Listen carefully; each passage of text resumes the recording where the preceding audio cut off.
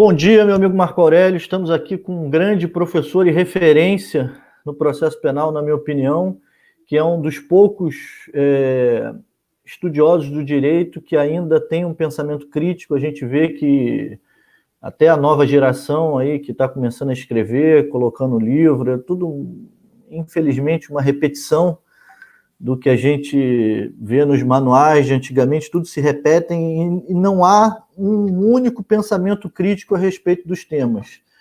Então, por isso a gente resolveu convidar o Marco Aurélio, que eu tive a felicidade de conhecer no mestrado como meu professor, e foi realmente, falo isso sem medo de errar e sem querer diminuir ninguém, mas foi o professor do mestrado, foi o que fez a diferença para mim, efetivamente no curso, em relação aos seus pensamentos críticos, aos ensinamentos e demais. Então eu queria hoje bater um bate-papo com você, Marco Aurélio, relacionado ao sistema acusatório. A gente sabe, para quem não conhece, o Marco Aurélio ele fez um doutorado muito interessante de sanduíche lá no Canadá, que teve a oportunidade de não só estudar, mas de vivenciar o sistema acusatório da Common Law como um todo, né? Eu tenho aqui anotado, geralmente quem foi meu aluno sabe que eu inclusive indico, mas são leituras obrigatórias para quem quer começar a pensar fora da caixinha em relação ao tema. Então temos aí 2 livros do Marco Aurélio: O Devido Processo Legal, um estudo comparado, e A Presunção de Inocência e a Construção da Verdade, Contrastes e Confrontos em Perspectiva Comparada Brasil-Canadá. Então, depois dessas dicas, eu passo a palavra aí para você, meu amigo, para você começar a falar aí dos seus estudos, como é que foi a gente iniciar nosso bate-papo. Muito obrigado, Auler, por esse convite. É um prazer muito grande estar podendo aí rever você depois de tanto tempo lá, desde o mestrado, lá na UCP. Tenho ouvido falar de você aí, né? Você tem feito aí trabalhos interessantes e fico muito feliz aí pelo seu convite e agradeço muito, e sempre que precisar vou participar aqui, porque eu sei da seriedade do profissional que você é e do estudioso do direito criminal, né, como um todo, que você também é. Então, muito obrigado aí pelo convite, estou muito satisfeito em poder estar falando um pouco dessa minha experiência que eu tive com uma análise diferenciada de um direito comparado, né? Bom, eu queria começar aqui falando assim, primeiro, como é que foi esse choque para mim, porque você falou muito bem aí agora, nós temos uma tradição de continuidade do pensamento, né? A gente está sempre querendo aí o direito, né? Querendo referenciar, ele é autorreferencial, então ele sempre se cita, sempre se reforça, ele não dialoga com outras ciências. É muito curioso. Uma vez eu estava lendo, por exemplo, Teoria Geral do Processo, da Pellegrini, e quando ela vai contar um fato histórico, ela não cita um historiador, ela cita um outro jurista. Ou seja, é hermético, né? O direito ele é hermético, ele não dialoga com outros campos do saber. Então, quando eu fui sair do país para olhar um outro sistema, e de preferência, sim, um outro sistema diferente, eu me instrumentalizei com a base teórica das ciências sociais, principalmente antropologia. Meu orientador, professor Roberto Kant, na época, que ele também é um antropólogo, é formado em direito. Que também tem uns trabalhos interessantíssimos sobre o tema, Tem, né? trabalhos interessantíssimos. Trabalha muito com a justiça criminal, com segurança pública, né? Parece que ele é mais formado em direito que muito autor de livro que a gente tem aí. Muito jurista e muito dogmático. E aí, o que eu aprendi? Aprendi que quando você vai conhecer uma outra cultura, uma outra realidade, né? Você tem que treinar o seu olhar para buscar as diferenças, porque quando a gente olha buscando as semelhanças, a gente anula aquilo que o sujeito diz sobre ele. Então, por exemplo, eu já vi várias vezes as pessoas irem para os Estados Unidos, andarem lá, assistirem algumas audiências e falar: pô, as Small Claims Courts são a mesma coisa que o juizado especial. Elas não são, porque o sujeito, quando ele foi lá buscando as semelhanças e ele não enxergou as diferenças. Essas sociedades são diferentes, têm uma organização social diferente, têm valores diferentes, e esses valores sociais eles vão impregnar os seus sistemas jurídicos. Então, o olhar é a partir daquilo que é diferente. Então, perdão. E o direito não tem essa perspectiva, né? Acho que você falou muito bem aí, talvez a abertura de olhos tenha sido até por causa da antropologia, não? Sim, com certeza. Com certeza. Para evitar que a gente naturalize as coisas que elas são diferentes. E para você... são culturas diferentes. A discussão na antropologia, assim, é o seguinte, o que diferencia os homens, né? Se não existe raças no sentido biológico, que era uma discussão que havia, né? Raças humanas, somos todos iguais, é uma raça humana, uma única raça humana. Então, o que distingue os seres humanos? O que distingue o ser humano é a cultura. As culturas são diferentes. Então, se as culturas são diferentes, você tem que fazer um olhar para a diferença. E aí, na diferença, você vai identificar aquilo que te distingue do outro. Então, a antropologia ela vai fazer essa comparação por diferença. Essa é a lógica, a racionalidade que vai instrumentalizar aí esse método de observação. E uma coisa que me chamou muita atenção no Canadá, Auler, que você, por exemplo, você é um criminalista, você sabe muito bem que a gente está o tempo todo importando, né? Importando sistemas jurídicos aí do direito anglo-saxão, né? E desnaturalizando ele completamente, né? O que é bizarro. Pois é, e misturando ele, né? Mistura ele com nossa tradição de civil law, né? Você tem aí as delações premiadas agora, né? Você tem aí, né, a possibilidade do Ministério Público fazer um acordo e não oferecer denúncia. Isso tudo são importações de uma lógica distinta, né? E o que me chamou a atenção no Canadá? Porque o Canadá ele tem uma tradição de civil law e common law, porque ele tem uma colonização francesa e inglesa. E como é que esse direito, então, se organiza tentando compor essas duas tradições que a gente está batendo cabeça para fazer isso, porque a gente importa as coisas da common law e elas não se encaixam aqui. Quando elas não se encaixam, a gente cria a jabuticaba, né? A gente transforma ela para ela se encaixar aqui, e aí ela perde completamente as referências da onde ela veio, a lógica, o intuito, né? Então, o que acontece? E aí eu fiquei curioso, como é que o Canadá ele consegue harmonizar essas duas tradições jurídicas? O Canadá ele harmoniza essas duas tradições jurídicas porque ele vai deixar para a common law o procedimento, o processo, e vai, no que tem de civil law, é um código criminal que é nacional.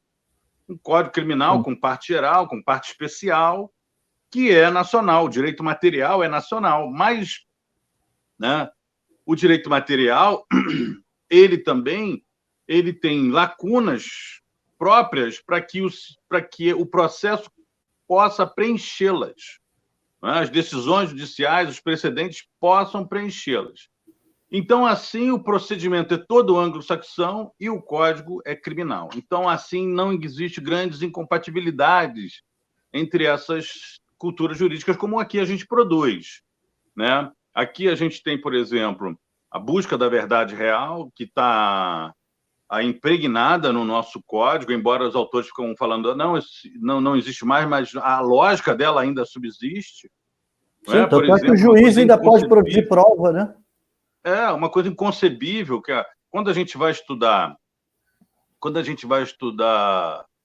essa perspectiva acusatória e o que os juristas falam, a gente tem que eliminar os atos instrutórios do juiz, né? Atos instrutórios do juiz. Mas os atos instrutórios do juiz no processo penal e no processo do brasileiro como um todo, ele é extremamente amplo. Ele é fundado nessa lógica da busca da verdade real. Então, por exemplo, interrogatório, o juiz fazer interrogatório, isso é inconcebível na tradição anglo-americana. Aqui a gente tem, né, o exame de testemunha. O juiz ficou com segundo o código, né, com uma atividade suplementar ao exame de testemunha, Lá o juiz não faz exame de testemunha nenhuma.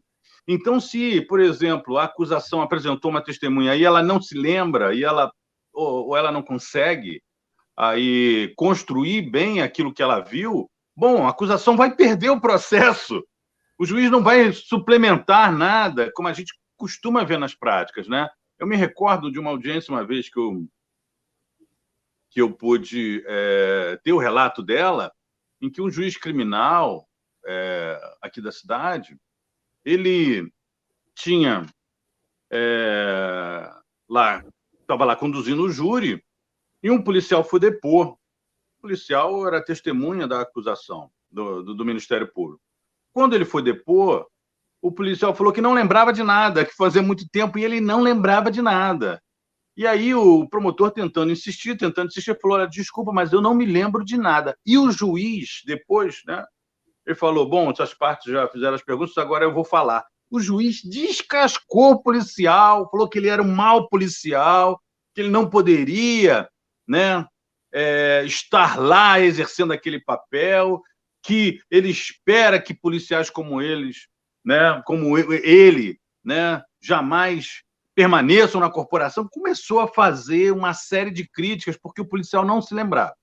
Isso numa tradição anglo-americana, se a acusação trouxe uma testemunha e ela não lembra, a acusação perdeu essa audiência. E, ao final, ela vai poder, aí, probabilidades de várias audiências, porque as audiências elas eram ininterruptas, né, durante meses, e aí ela vai perder o processo. Então, é uma disputa entre as partes de quem apresenta uma prova melhor e não uma busca de uma verdade. Então, já é um primeiro ponto que é uma perspectiva que, se for pensar numa reforma desse processo nosso, a gente tinha que pensar, né, que nós não estamos atrás de uma verdade real, mas que quem apresenta a melhor prova, o juiz não tem que suplantar isso para alcançar uma verdade. Ele tem que considerar que a pessoa vai perder o processo, né? Quem apresenta a melhor prova ganha. E lá, o promotor ele tem essa ciência. E o promotor ele vai falar, bom, se eu tenho boas provas, eu ofereço acusação formal. Se eu não tenho boas provas, eu seguro até a polícia encontrar uma prova melhor. Né? Então, não tem uma... Lá tem uma ideia de que o promotor, quando ele entra na briga, ele entra convicto que ele tem chances de vencer a briga. Não é uma probabilidade, né, que se joga no ar. Como, por exemplo, porque eu não sei se no Canadá, desculpa te interromper, é igual aos Estados Unidos, em que o promotor, na verdade, ele está promotor, né? Se começar a não conseguir ganhos, não entrar quando tiver certeza, o cara, ó, meu amigo, você não serve para isso aqui, volta lá para ser advogado. Leva o pé na bunda e fala, você não serve para esse trabalho, cara, você, né, não sabe fazer a sua função, está demitido. Né? E aqui, como a gente tem a vitaliciedade desses cargos, e uma ideia de verdade real em torno do processo, que nem a física hoje, né, nem a ciência não trabalha com verdade real. Ciência efêmera, passageira, transitória, ela tem teorias que sempre surgem e morrem na mesma velocidade que nasceram. O direito ele acredita que vai alcançar uma verdade real. E essa lógica da verdade real é que faz com que um promotor aqui ele possa, em meio a um processo, pedir uma absolvição. Ou seja, ele instaurou um processo contra um cidadão e depois ele mesmo pede a absolvição. Isso é uma coisa inconcebível na tradição anglo-americana. Porque se ele faz isso, ele realmente está pedindo a sua demissão. Né? Você é um incompetente, porque você não devia, então, ter processado. Que não deu certo. Está assumindo que não deu certo. Não pode infligir ao cidadão tamanho sofrimento, que é responder um processo criminal, e depois você vai lá, não era isso não, desculpa, tchau. Não, isso é inadmissível nessa tradição jurídica. Então, os promotores, quando eles têm esse lado perverso, eu não estou querendo dizer que ela é melhor do que a nossa, nem nada. Estou mostrando como ela se desenha. Então, que acontece? Por que a gente tem lá um alto índice de acordos? Por que também, pelos acordos, tem um número elevado de encarceramento? É porque o promotor, quando ele não consegue uma prova substancial, ele tenta fazer o plea bargain, ele tenta negociar a verdade no processo. E aí ele fica falando, olha, se for a julgamento, eu vou conseguir a sua condenação. E a pessoa fica na dúvida, né? Se ele vai conseguir ou não a sua condenação, e ele faz uma proposta de acordo e a parte renuncia ao seu direito ao devido processo legal para aceitar o acordo, né? E aí submeter uma pena provavelmente mais baixa. Mas aí, aproveitando que eu falei de uma questão, que é uma marca desse sistema, é a ideia de que o processo é um direito das pessoas acusadas. Aqui não é um direito das pessoas acusadas. O processo Deus me livre, Deus me um livre. instrumento no qual o réu é submetido a ele. Então, e vai o réu ficar calado? Vai o réu ficar calado? Vai o réu ficar calado. Por exemplo, você falou de alguns...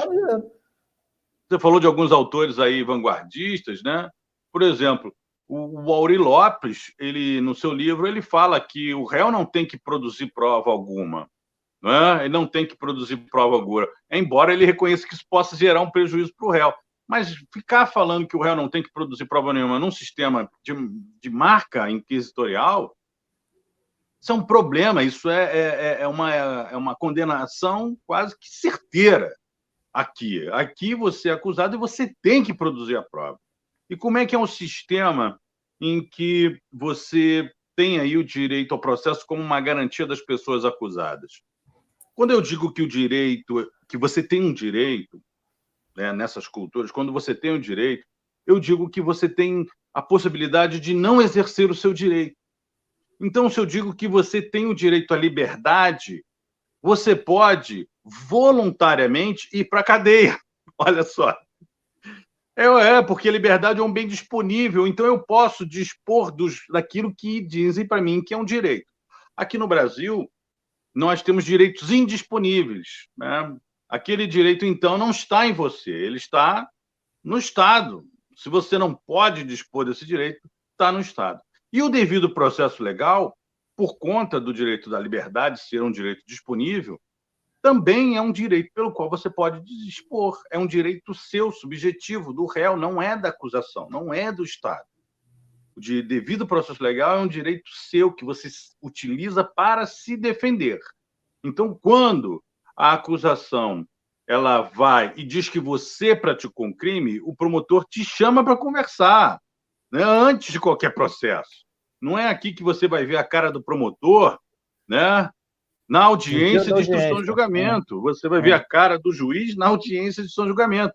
Nem o seu... Hoje, né, você tem as audiências de custódia, mas o cara que vai fazer a audiência de custódia também não é o juiz que vai te julgar. O juiz que vai te julgar, você, depois de acusado, às vezes preso, né, vários meses, só lá você vai ver quem é que está te acusando e quem é que vai te julgar. Né? E lá não. Lá, antes de um processo, você é chamado e o promotor vai falar, olha só, nós temos isso aqui contra você, né, podemos fazer, você aí pode ficar em silêncio, você pode se declarar culpado, você pode concordar com a acusação, ou você pode dizer not guilty. Né? São várias opções. E aí, se você fica em silêncio, se você diz not guilty, o processo vai se instaurar. E o que é o processo? É um direito seu no qual a acusação se submete a todas as regras de produção de prova. E você não faz nada. Por que você não precisa fazer nada? Porque existe o padrão de prova, padrão de verossimilhança. A acusação apresenta determinada prova, ela tem que convencer o júri de que aquilo é muito provável que tenha acontecido. Não que aquilo aconteceu em absoluto. Realmente isso aqui aconteceu, está certo, acabado. Não, não tem verdade real. Uma probabilidade muito grande daquilo ser verídico, daquilo ser verossímil. Uma probabilidade que gira em torno de 75% de probabilidade. Se for acima de 75% de probabilidade, vai poder condenar. Se não, não vai poder condenar, tem que absolver. Então, o que fica para a defesa? A defesa ela tem um instrumento de desqualificar todas as provas.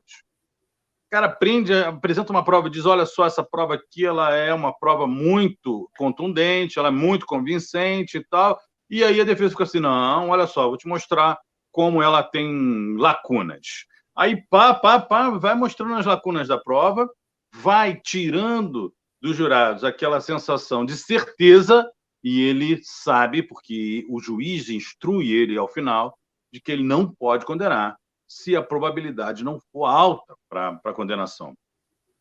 Você pega esse modelo, traz para cá e diz assim, o réu aqui também, então, não tem que produzir prova nenhuma, porque a presunção de inocência do réu. Olha, nós não temos esse instrumento de desqualificação de provas, de probabilidades, de status, de percentuais de probabilidade. Nós não temos níveis de provas, nós não temos a tal da verdade real, que pode ser qualquer coisa que pare na cabeça do juiz, né? Porque a verdade real é a verdade do juiz. Né? Então, você fica ali sem parâmetro de construção da verdade e vem a doutrina, ao olhar para o direito estrangeiro, dizer, olha só, assim como eles, nós temos a presunção de inocência, então a defesa não tem que produzir prova nenhuma. Olha, isso é produzir uma condenação. Fique de braços cruzados no processo, que pode acontecer duas coisas.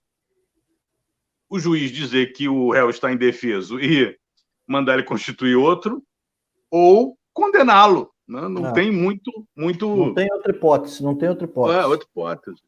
E você estava falando aí dessas características do sistema acusatório, eu fico lembrando que eu até mexo com os alunos em sala de aula, eu falo assim, olha, se tiver preguiça de ler e não quiser ler, hoje todo mundo tem Netflix, né, Now, basta você ver um desses seriados criminais que você vai ver que o juiz geralmente é aquele cara mais velho que fica coçando a cabeça e não faz absolutamente nada. Ele preside a audiência, diz quem vai falar, quem não vai, a hora de quê, mas ele não faz nada.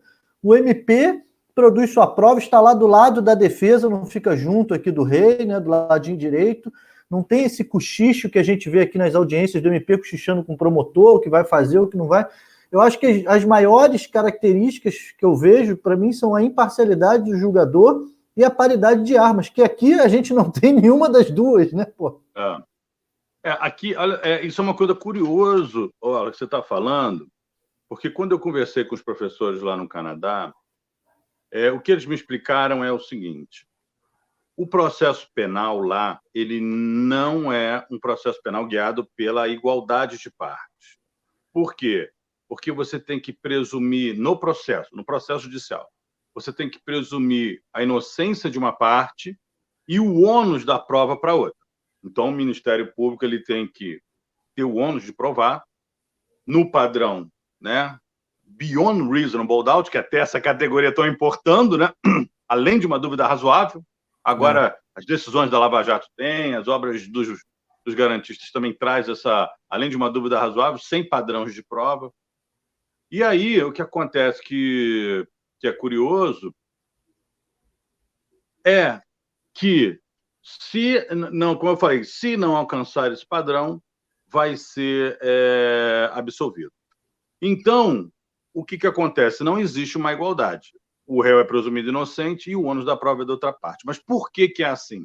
Porque quando o Estado ele vai investigar, ele tem um aparato instrumental que nenhum réu tem. Ele tem agentes, ele tem peritos, ele tem viaturas, instrumentos muito, muito maiores, mais sofisticados do que você, cidadão comum. Quando chega no processo, se eu considerasse que vocês são iguais, você sairia perdendo. Então, eu não posso considerar você igual. Eu tenho que fazer uma certa compensação. Então, o ônus da prova e da acusação e você vai ser presumido inocente. Né? Mas aí é aquela velha compensação para se tornar igualitário, né? Justo, perfeito. Isso mesmo, eu vou compensar aqui para que você tenha uma certa igualdade nessa disputa, né?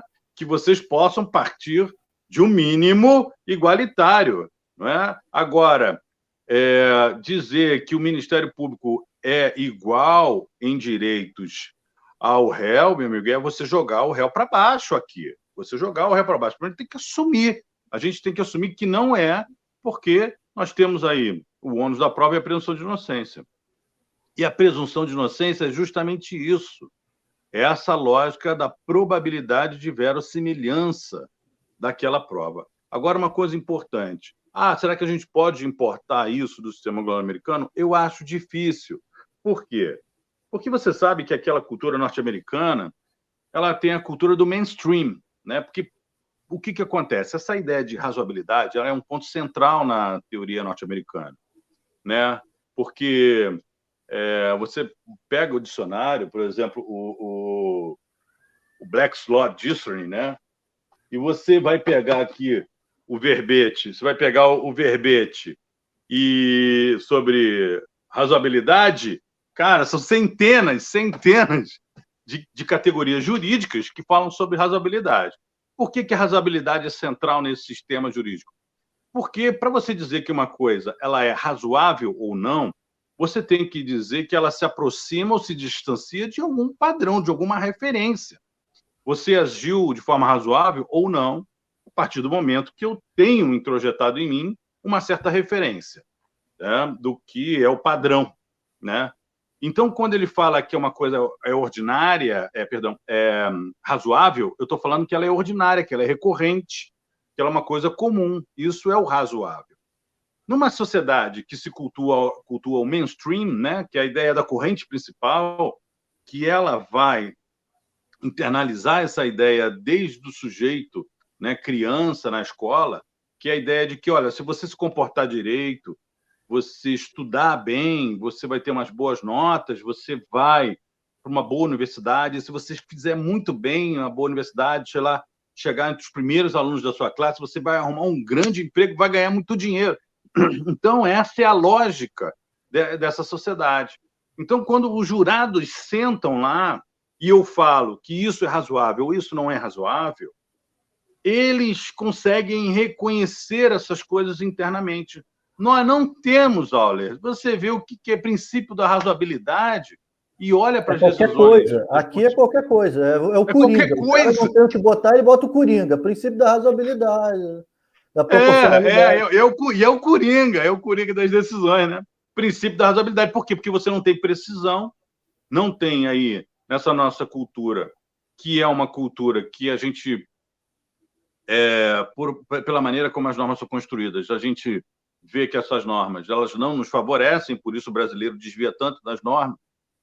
Então, né, que é a cultura da malandragem, né? A cultura da malandragem. Mas o malandro ele se constitui por isso, né? Porque como as regras aqui elas são construídas de cima para baixo de uma forma quase que autoritária, quem desvia dela é malandro, é safo, é esperto. Então, como falar em razoabilidade? Se você for falar em alguma razoabilidade, ela tem que ser construída sob a perspectiva do malandro, não é sob a perspectiva da lei, não é? É uma coisa muito distinta. Então, é um complicador muito grande a importação desses sistemas jurídicos para cá. E aí, já que você está falando sobre essa importação... Desculpa, já que você está falando sobre essa importação, eu queria até te provocar da seguinte forma. Como é que você vê essa ideia de que, a partir de 88, de acordo com 129.1, se determinou que o sistema é acusatório? Porque eu acho isso, assim, uma loucura fora da realidade. Primeiro que o próprio nome sistema já determina que é um conjunto de normas e não um único artigo, que é o que tinha lá em 88, embora, com o passar do tempo, a gente está tentando copiar e acrescentar mais coisas, né? Mas da onde se tira essa ideia? O Ministério Público privativamente vai fazer ação penal pública. Então o sistema é acusatório. E o juiz continua produzindo prova, nossa produção da verdade é essa esdrúxula. Como é que você vê isso? Quem tirou isso da cartola para inventar esse negócio? Eu não consigo entender. Você falou uma coisa agora muito curiosa, Waller, que é uma coisa assim que eu não tinha me atentado, mas você chamou atenção para isso. Não é mudando um artigo da Constituição que um sistema inteiro se transforma em acusatório. Você vê, a proposta do pacote anticrime, ela inaugurava dizendo agora, né, que o processo penal terá matriz acusatória. Aí, pum, virou tudo acusatório, não passe de mágica. Enquanto a gente tiver atos instrutórios do juiz, e atos instrutórios do juiz, ele tem que ser compreendido de uma forma ampla. É qualquer ato do juiz no sentido de construção da verdade. Então, o interrogatório é um ato do juiz. A testemunha, que é considerada o informante do juízo, isso é ato instrutório do juiz. No processo civil, perícia do juízo é também um ato instrutório do juiz. Não é só testemunha referida ou poder de determinar uma diligência ou uma prisão ex officio no curso do processo. Não é só isso. Não é também todas essas lógicas que permitem o juiz intervir na produção da prova, direto ou indiretamente. E uma coisa que eu acho interessante, que ninguém menciona também, eu não sei porquê, eu não sei se... E aí é culpa também dos próprios advogados, né, que eu não vejo mencionar isso. Por exemplo, quando o Ministério Público pede uma prisão preventiva e ele especifica um dos requisitos do 312, vamos lá, garantia da ordem pública. Aí vem o juiz e decreta por garantia da ordem pública, por conveniência da instituição criminal, por aplicação da lei penal. Porra, isso também eu não consigo entender, porque se o sistema é acusatório e o juiz ele é imparcial, ele não está julgando extra petita, ele não tá fazendo coisa que ele não pode, mas ninguém também fala sobre isso, ninguém menciona, isso é normal acontecer, né? Isso é normal. Isso também demonstra assim, um ímpeto do Poder Judiciário em tentar pegar todas as hipóteses do 312 para impedir que o advogado, por exemplo, impugne um único fundamento que justificaria, em tese, a prisão, mas aí ele reforma esse julgamento, mas aí tem mais os outros 3, né? Sei lá, para poder sustentar aquela hipótese. Eu acho que também assim está na mente do juiz essa ideia de que o processo ele está ligado à punição. Processo, instrumento de punição. Processo, instrumento de verificação, de confirmação, de análise, não de punição. Se for de punição, não é todo mundo que acontece. A grande maioria das pessoas que entram no processo são condenadas. Sim. Não é um sistema de garantias, né? Não é um instrumento de defesa, é um instrumento de legitimação de uma punição. Se você eu lembro muito das suas aulas. Pode falar, desculpa. Se você for pegar as estatísticas de júri, por exemplo, o número de pessoas que são pronunciadas e são condenadas é muito grande, é muito grande. O processo ele é feito no Brasil para condenar, não é igual no sistema anglo-americano, que se você for ao processo, ele é feito para te defender, para te proteger. E o que é um processo justo para o sistema anglo-americano? É aquele que respeita todos os direitos do acusado. E qual é o papel do juiz, então? Preservar os direitos do acusado. E aí, olha só, né? Aí, se você for perguntar qual é o papel do juiz aqui, você vai olhar, por exemplo, na literatura, você vai ver que é buscar a verdade real, não é, né? E o papel do defensor, que é de proteger o direito dos acusados. Uma coisa muito, muito curiosa. E aí a gente produz esses resultados estapafúrdios aí, que as pessoas são processadas e, em grande maioria, são condenadas. Aí alguém pode falar assim, pô, mas peraí, o sistema anglo-americano ele encarcera muito. Né? E como é que, então, ele encarcera muito? Ele encarcera muito porque é a polícia e o Ministério Público que fazem isso. Ficam forçando o sujeito a aceitar os acordos. Não é o processo. As pessoas que estão encarceradas, a grande maioria, 90% delas, não estão encarceradas porque exerceram o direito ao processo, não porque abdicaram do seu direito ao processo, por conta dessa atuação acusatória da polícia junto com o Ministério. Sim, e todos os sistemas, é o que você falou, a gente não está dizendo que lá é melhor do que aqui. Para a cultura deles, o sistema deles, é um que está dando mais certo até o momento, mas óbvio que tem problemas, é uma justiça cara, né? Então o pobre também, obviamente, vai aceitar lá o acordo com o Ministério Público ao invés de tentar provar sua inocência, tem lá todos os problemas dele, mas realmente O que choca é a gente tentar imitar esse negócio e fazer o liquidificador, porque mistura tudo e nada é efetivado, nem o de lá, nem o daqui. A minha sensação é que vivemos, ainda mais com esse inquérito novo do STF, vivemos num sistema inquisitorial, e digo, nesses últimos semanas e meses e anos, escrachadamente, né? Sempre foi, né, olha, sempre foi. O que tornou mais explícito é que agora, de uns anos para cá, o processo passou a atingir uma classe social, umas pessoas com certo poder aquisitivo e político, e isso deu maior visibilidade. Você vê, quando se discutiu muito a prisão em segunda instância, vários juristas renomados foram à televisão defender a presunção de inocência. Mas eu te pergunto, desde quando você tem notícias que a maioria das pessoas pobres que são presas por decreto de prisão preventiva respondem o processo todo preso, todas presas? Para elas não fazem diferença, porque elas são presas preventivamente. E a garantia da ordem pública, né, é um bom fundamento que não explica nada e completamente contrário à presunção de inocência. Quer dizer, a presunção de inocência só se tornou um valor a ser discutido no STF, em razão das prisões de segunda instância. E dos decretos de prisão preventiva, não? Não, porque não está incomodando tanto aquela classe política e social, né, esse tipo de prisão, porque ele Sim. só atinge a sua grande massa, determinada classe social, não é? Concordo em Então, a número, presunção gênero e de grau. inocência, essa discussão toda não se estendeu até ela. Concordo em gênero, número e grau. Eu tava comentando com você, há pouco que eu te cortei sem querer, desculpa, é a questão do que eu lembro muito das suas aulas, quando eu vejo essa decisão do Fux suspendendo alguns artigos, né, relacionados ao arquivamento do inquérito, relacionado.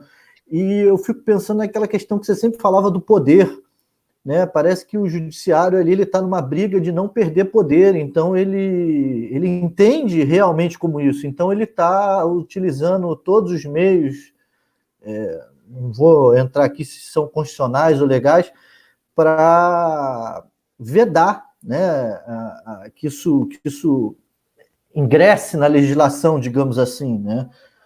Porque foi suspenso artigos e você vê claramente, se não me falha a memória, a suspensão, inclusive, da ação foi impetrada pela Associação dos Magistrados. Parece que estão com medo de perder esse poder. Eu acho assim um negócio inacreditável. Ao mesmo passo que eles, até há pouco tempo atrás, afirmavam 100% da jurisprudência que o nosso sistema é acusatorial. Essa questão da suspensão é uma coisa curiosa e da ação da AMB é uma coisa curiosa, porque quando você cria, por exemplo, é uma coisa para se pensar, né? Porque quando você cria juizados especiais cíveis e criminais, a AMB não moveu nenhuma ação dizendo que tinha poucos juízes. Quando você cria o juizado especial da violência doméstica, também a AMB não entrou com nenhuma ação, né, contra essa medida pedindo suspensão. Quando você CNJ, cria o juiz de né? garantia, que O não é CNJ, uma vara, que o não se CNJ, cria uma vara, o CNJ né, você criou cria o há juiz de pouco tempo a garantias, audiência de custódia, também ninguém reclamou, né? ninguém reclamou. Quando você cria o negócio do juiz de garantias, que não cria nenhuma vara, aí eles vão falar que está faltando juízes, né? Bom, isso é uma coisa curiosa, né? Vale a pena refletir sobre isso, né? E Que na é minha uma coisa que concepção, poderia aí diminuir um pouco, né? Essa e na minha perspectiva concepção, Marco inquisitorial. Aurélio, volto a afirmar, talvez eu esteja ficando velho, maluco, chato, ranzinza, mas não vai adiantar porra nenhuma. Porque enquanto não mudar o pensamento, é o mesmo juiz que está lá na vara, vai ser o juiz de garantias, porra. Não vai adiantar Concordo. nada. Não vai adiantar Não vai nada. adiantar nada. É o sujeito comprometido com a busca da verdade real, é o sujeito comprometido com a presunção de culpa. Isso não vai fazer grandes mudanças. A única, eu vou te dizer, na minha opinião, o que foi uma mudança significante no pacote anticrime, mas ela talvez não tenha ainda ganhado aí a grande importância que ela pode ter no processo, que é a cadeia de custódia da prova. A Sim. cadeia de custódia da prova, na minha visão, é a coisa mais importante do pacote de crime. essa coisa do desgarantia, eu concordo plenamente com você. Não vai mudar as práticas judiciárias. Mas eu vou te dizer... menos encarceradas? Não vão continuar sendo encarceradas em massa. Né? Mas eu vou te dizer, eu concordo com você, a ideia é interessantíssima da cadeia de custódia, mas eu também acho que não vai servir para muita coisa, porque não vão respeitar a cadeia de custódia e o tribunal não vai anular processo nenhum por causa disso. Isso que é a disputa que os advogados têm que fazer, e eu acho que o OAB tem que participar dela. Porque se for relativizar a quebra da cadeia de custódia, aí essa reforma é mais uma que não serviu realmente para nada. Se for relativizar, né, aí tem que... E, na verdade, você tem uma certa razão, porque se a gente for perceber, a produção probatória, quando ela não segue as formalidades, ela é relativizada. Vou dar um exemplo para você. Reconhecimento de pessoas e coisas. Né? O Código de Processo Penal estabelece uma regra. Se não foi respeitado, não tem problema. O judiciário diz que isso é uma nulidade relativa, isso aí não é absoluto, acho que não houve prejuízo, passa a perna e toca o bonde. É lógico que houve um prejuízo. Eu tive um caso que eu atuei... Eu gosto muito do termo do Lenny Streck quando ele usa, vou dar um drible da vaca. O cara passa pelo lado, finge que não viu e vai embora, meu irmão. E vai embora. Eu vou te dar um exemplo. Uma vez eu fui defender uma pessoa acusada de roubo, né? E 15 dias depois... Respondeu o processo preso, provavelmente. Roubo, não, ele não respondeu o processo preso porque era uma coisa muito nebulosa e o delegado percebeu, mas não... Então, ele não pediu a prisão. Não houve prisão em flagrante, não pediu a prisão, mas era uma coisa muito estranha, né? Havia uns desencontros ali. E aí, primeiro porque a pessoa foi fazer um reconhecimento da outra 15 dias depois, mas o policial lavrou ali o APF como se fosse naquele dia. Então, tinha várias incongruências da data do fato, e o APF não, o registro de ocorrência. Bom, enfim, o delegado percebeu, mas entubou e deixou passar. Mas como é que a pessoa reconheceu a outra? Ela abaixou, estava dentro da viatura do carro, a vítima, o policial abaixou um pouco o vidro, ela olhou, falou, é aquele. O policial, é aquele? Ela, é aquele. Então, e aí, né, vários recursos para desconstituir esse tipo de reconhecimento, e o tribunal, não, isso é relativo, isso aí não gerou prejuízo. Quer dizer, agora eu te pergunto, será que o pacote anticrime vai mudar esse espírito do Poder Judiciário quanto ao rigor da produção probatória? Eu tenho as minhas dúvidas. Eu acho que aí precisaria a instituição OAB se envolver nessa briga e entrar na disputa da construção dessa verdade, porque isso está diretamente relacionado à construção da verdade, e não permitir que as deficiências do Estado na produção da prova elas sejam levadas em consideração no processo para relativizá-las. Né? Eu acho que deveria fazer isso. É uma oportunidade. Se não fizer, vai, como você bem disse, vai continuar a mesma coisa. Não vai fazer. A OAB, na minha concepção, há muitos anos já virou palanque político, palco, escada para político e não estão nem aí para nada. Né? E para o quinto constitucional. Não estão nem aí para nada. Mas eu acho realmente essas ideias que você trouxe fundamentais, porque poucas pessoas tiveram essa vivência lá fora, né, e fica essa repetição de que transação penal é plea bargain, que não sei o que. Porra, é um negócio assim que eu acho surreal. Às vezes eu acho que eu tô ficando maluco, eu não sei. Eu acho assim surreal. É surreal. Agora, essa ideia... Fala. Pode falar. E essa ideia desse inquérito, eu não sei se você estudou, se você deu uma olhada nesse regimento interno do STF, porque eu dei, e para mim, claramente, independente de sistema acusatório ou não, o artigo lá 43 do regimento interno do STF, o 42, não me recordo agora, que está sendo utilizado para esse inquérito policial, ele existe... O mesmo artigo é o 21F na Câmara dos Deputados. Até postei isso ontem no Instagram, no nosso Instagram aqui da Criminal Law. Né? E me parece que também existe no Senado, no regimento interno, ou seja, são inquéritos administrativos que não tem nada a ver com inquérito policial quando o crime ocorrer nas dependências lá do tribunal, quando o crime ocorrer nas dependências da Câmara dos Deputados, que o cara tem o poder de instaurar um inquérito administrativo deles e usar lá a Polícia do Senado para investigar paralelamente o que está ocorrendo na Polícia Federal e tal. Então, hoje nós estamos aí com esse julgamento que, na minha concepção, se não me falha a memória, no momento que a gente está aqui gravando esse bate-papo, já está ocorrendo o julgamento lá no Supremo, né? E não tenho dúvida, posso morder minha língua, mas não tenho dúvidas que vão considerar tudo legal, legítimo e maravilhoso. E aí a minha pergunta, isso não vai abrir um espaço, por exemplo, então, para imagina, olha a situação que eu coloco a gente. Imagina o Congresso, lá, o Congresso não, a Câmara dos Deputados resolve instaurar inquérito policial e determinar que a Polícia Federal fique à frente de investigações que ele vai comandar. Porra, vai virar uma loucura. Porque o artigo é exatamente igual. Quando for vítimas, deputados dentro da casa de algum crime, pode instaurar inquérito policial. Não fala inquérito policial, não. Pode instaurar inquérito para averiguar. Óbvio que é o inquérito deles lá, com a Polícia Legislativa, com a Polícia do Senado, com a polícia que tem lá dentro do Supremo Tribunal Federal. E o nego está invertendo uma coisa louca e mandados de busca e apreensão sem escutar o MP, e aí o MP toma parte disso posteriormente. Como é que isso vai se está me faltando a palavra, mas se compatibilizar com esse chamado sistema acusatório? Porra, o cara, a procuradora pediu não, eu até de tanto ouvir isso, até às vezes eu erro, determinou o arquivamento, ela não pediu, né? E o cara no arquivo, o inquérito continua vigendo.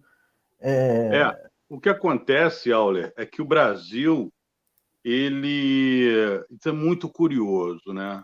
O Brasil, ele tem princípios que coexistem, mas em qualquer sistema jurídico coerente, eles deveriam se anular, né? Então, não é possível, por exemplo, coexistir um princípio que diz que a busca da verdade real vai orientar o processo e com a limitação de obtenção de prova. A limitação de obtenção de prova ilícita, prova derivada da ilícita, é uma lógica de que a prova tem que respeitar as regras do jogo. E aí, então, a gente cria uma série de loucuras que são contraditórias. Por exemplo, você, quando estuda provas ilícitas, você estuda prova ilícita pro réu. Isso é inconcebível, essa ideia de prova ilícita pro réu. O réu pode produzir a prova que ele quiser, porque o comando de vedação de obtenção de prova ilícita é para o Estado. É um direito fundamental do cidadão em oposição ao Estado. Então, a gente fica tentando fazer essas coisas, compatibilizar, e aí a gente cria princípios que deveriam se anular e se contradizem. E aí, o que acontece? Por que eles, então, é assim? É assim porque, a depender de quem eu quero que seja o sujeito do processo penal, eu vou lá, mexo um ou mexo o outro, né? Dependendo.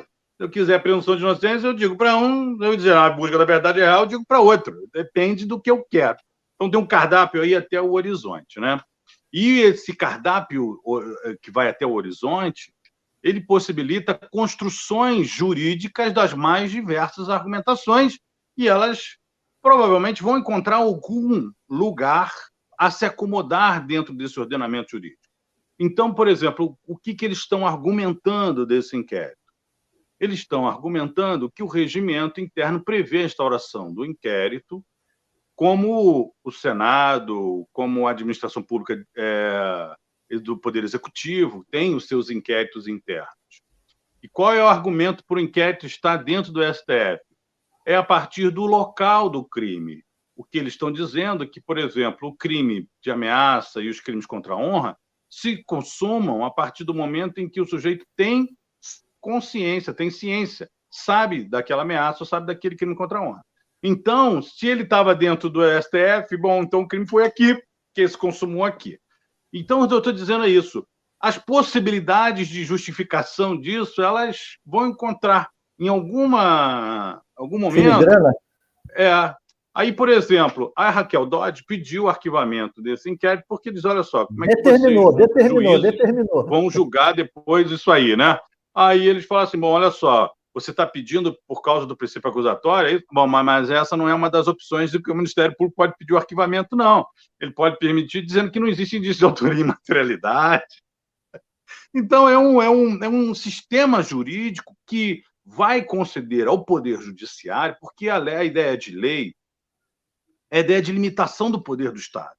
Se cria as leis, a história da criação de leis do João Sem Terra de 1215 é a ideia de que você precisava restringir, limitar e criar previsibilidade ao poder do Estado.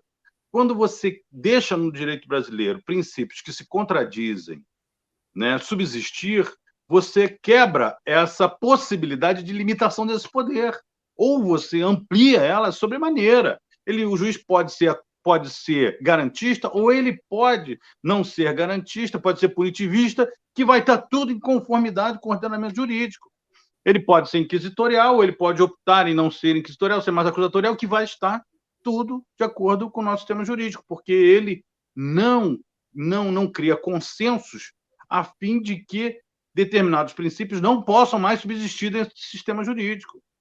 E aí, meu querido, o céu é infinito. O poder dos juízes o juiz brasileiro é um dos juízes, dos magistrados, que tem mais poder no mundo ocidental, por causa disso, né? Por causa disso. E o livre convencimento é o cheque em branco. O livre convencimento é o cheque em branco. Então, é um problema que eu acho assim, muito difícil. Eu fico estupefato com o próprio procurador-geral. Parece que não entender que estão usurpando a função dele, né? O cara, quando ele vai pedir para instaurar inquérito, ele não determina a instauração de inquérito para a Polícia Federal, como você vê o procurador aqui de Petrópolis, do Rio, ou de qualquer lugar do Brasil. Ele pede ao STF que instaure inquérito. Porra, meu irmão. Parece que ele mesmo discorda dos poderes que ele tem, não sei, é um negócio surreal. Outra coisa também que você falou muito interessante, nós temos uma que é marca do nosso sistema, né? Portanto, dessa contradição entre princípios que eu falei, nós temos aí um problema de identidade dessas instituições, né? Você não tem definido o que é o promotor, por exemplo, num processo criminal. O promotor, ele é custos legis, ou custos de iuris, agora, depois de 2015, e ele é acusador. E por ser custo iuris, ele pode pedir absolvição. Mas por que ele pode absolvição? Porque aí você vai olhar os promotores que escrevem o direito penal, eles vão falar que o promotor é imparcial. O promotor imparcial, ele fulmina os direitos fundamentais do réu. Porque se você chega num júri e o promotor diz assim, eu sou imparcial, o juiz é imparcial, o único parcial é esse sujeito aqui. Eu estou comprometido com a verdade, o juiz comprometido com a verdade. Quem está com uma versão diferente da verdade é esse cara aqui. Então, ele vai fulminar a qualquer tese defensiva, porque ele vai ficar numa posição de que ele tem um discurso parcial diante de um cara que está dizendo que ele é neutro. Isso não existe no sistema jurídico anglo-saxão, porque você tem que reconhecer que são partes em disputa, partes porque ela tem argumentos parciais. Elas têm uma outra versão, um outro ponto de vista, que estão em disputas. Mas aí você acha que não é por essa questão, inclusive por essa questão de paridade que a gente falou antes, o promotor aqui senta ao lado direito do juiz, os dois no parquê acima, então, porra, nós somos aqui imparciais, você que tá aí na merda, mentindo do lado do réu, né? Não seria muito por essa cultura que a gente não consegue mudar, e eu acho que a gente nunca vai conseguir, porque uma vez eu ouvi uma frase, há muitos anos atrás, dizendo que para mudar não basta estar no papel, né? Tem que ter um caminho a ser percorrido. Só que, porra, se você for admitir o que eles falam, que o 129.1 determina que o sistema é acusatório, desde 88, nós já estamos em 2020, o negócio ainda não mudou. Ainda não saiu do papel. Está lá parado. Você trouxe mais um exemplo. O artigo 129.1 diz que o sistema é acusatório, porque o Ministério Público cabe ao Ministério Público privativamente propor a ação penal. mas não mudaram o Código de Processo Penal. Então, você tem um princípio acusatório na Constituição e um inquisitorial no processo. Está tudo bem, deixa assim, porque aí você mantém esses poderes do juiz. E uma coisa muito, muito interessante, voltando a essa questão dos papéis, eu me recordo que eu fui entrevistar uma promotora, e eu lá no Canadá, e eu perguntei para ela qual era o papel da acusação, qual era o papel do Ministério Público lá do DA, né? Ela falou, conseguir a condenação. O que eu quero é a condenação. Eu falei, pois é. E aqui você vai dar um poder ilimitado ao promotor de justiça de, né, ser o tal do imparcial. Então, o discurso dele não é visto como um discurso de parte, é um discurso desinteressado, é um discurso que não tem a ver com uma verdade. E a defesa, então, ela peca, ela sai com uma defasagem argumentativa, né? Porque ela está defendendo o réu, ela é parte. Se o promotor não é parte, não é porque ele pode pedir absolvição, mas porque ele é imparcial, então, meu querido, você está lutando realmente, aí não tem realmente paridade de armas nenhuma, porque nada do que você vai falar vai ser compreendido como uma possibilidade de construção de uma verdade, mas sim como isso aí está defendendo esse vagabundo aí, né? Porque o promotor está falando, o promotor não tem interesse na ação, lá o promotor tem interesse na ação. Por que o promotor tem interesse na ação? Porque se ele perder, ele vai botar isso no currículo dele, e amanhã, quando ele apresentar um currículo para concorrer ou uma eleição, ou ele foi indicado, fala assim, tantas eu ganhei, só ganhei. Aí, esse é um bom promotor, só entra numa briga para ganhar. E aqui, né, isso não entra na contabilidade do histórico do promotor. Se ele perdeu muito, se ele pediu muitas absolvições... Não vai mandado embora nunca, né? Não vai mandado embora nunca, né? Não vai mandar embora nunca. Então, isso é irrelevante, ele não tem interesse, né? Ele tem, assim... E aí, o que acontece? Você tem interesse que seu cliente seja absolvido ou tenha uma pena menor, uma pena mais justa. Então, você vai entender também por que, nessa construção, o júri, muitas vezes, está fechado com a acusação. Né? Por que os jurados estão mais tendentes à acusação? Porque você tem essa estrutura de que é um órgão imparcial que não está comprometido com nenhuma verdade, mas com a verdade real. Aí, meu amigo, não há que se falar, não há como sustentar a existência de direitos fundamentais, de presunção de inocência. Não é? Porque se você, como advogado, como defensor, entra como o mentiroso do julgamento, como que ele vai ter presunção de inocência? Como que indúbio pro réu? Indúbio, né? Pau no réu, não é? Só isso. Indúbio pro réu não existe. O cara pode produzir prova, né? Quando é que vai haver o indúbio pro réu? Quando ele tiver na dúvida, ele produz, porra. É surreal. Na dúvida, ele produz. Está na lei, inclusive, né? Tá na lei. Bom, eu quero te agradecer. A gente já vai fazer 1 hora aí de gravação. Opa, passou rápido. Não quero tomar muito seu tempo. Acho que os ensinamentos já foram maravilhosos para a gente poder divulgar. E conto com você aí para, num futuro próximo, a gente tratar de mais temas interessantes, porque, volto a afirmar, sem qualquer dizer, porque tá puxando saco. Não. É porque é o cara que pensa o direito crítico, como eu acho que deve ser pensado e que, infelizmente, pouquíssimas pessoas pensam o direito de forma crítica.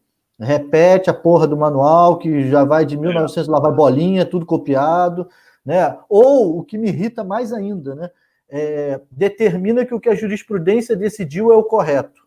É o que a jurisprudência decidiu, então tá valendo. Porra, então se o juiz decidir que a minha blusa é cinza e amarela, fudeu, amanhã eu tenho que dizer que é amarela? Eu vou continuar sendo maluco dizendo que é cinza, porra. Né? É um negócio inacreditável. E, para concluir, para você fechar isso, os 5 minutos do que você acha, eu quero dar minha opinião. Eu acho que, infelizmente, não vamos mudar, e com os últimos acontecimentos do judiciário, acho que vamos piorar.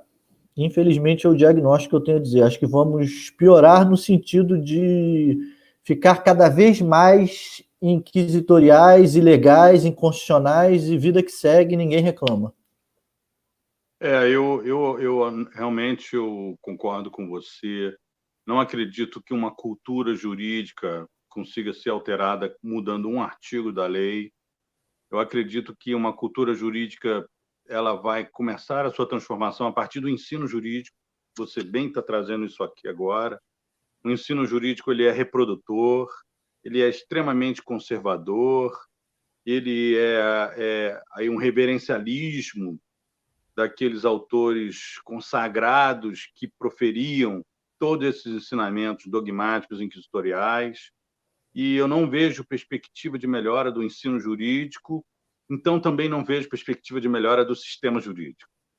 Eu tenho que primeiro criar o valor na pessoa para poder fazer com que ela futuramente pense os instrumentos, as instituições que possam assegurar uma série de direitos relacionados a esse valor. Enquanto ela está com a cabeça em outra coisa, na punição, na verdade real, na inquisitorialidade, não acredito que nenhuma reforma legislativa vai conseguir mudar isso. Realmente concordo com você. Eu já quero deixar aqui meu agradecimento, Auler, muito obrigado pelo convite, gostei muito desse bate-papo, gosto muito de conversar contigo, a gente tem assim essa afinidade no raciocínio, né? E você é uma pessoa muito inteligente, fácil, compreende tudo muito fácil. Parabéns aí por essa iniciativa e sempre que você quiser, eu estou à sua disposição, meu querido, só marcar. Maravilha, eu que agradeço. Mais uma vez, a gente fica por aqui e vou te mandar o link aí do nosso podcast para você assistir. Um grande abraço. Muito obrigado, foi uma honra, meu amigo. A honra foi minha. Um abraço.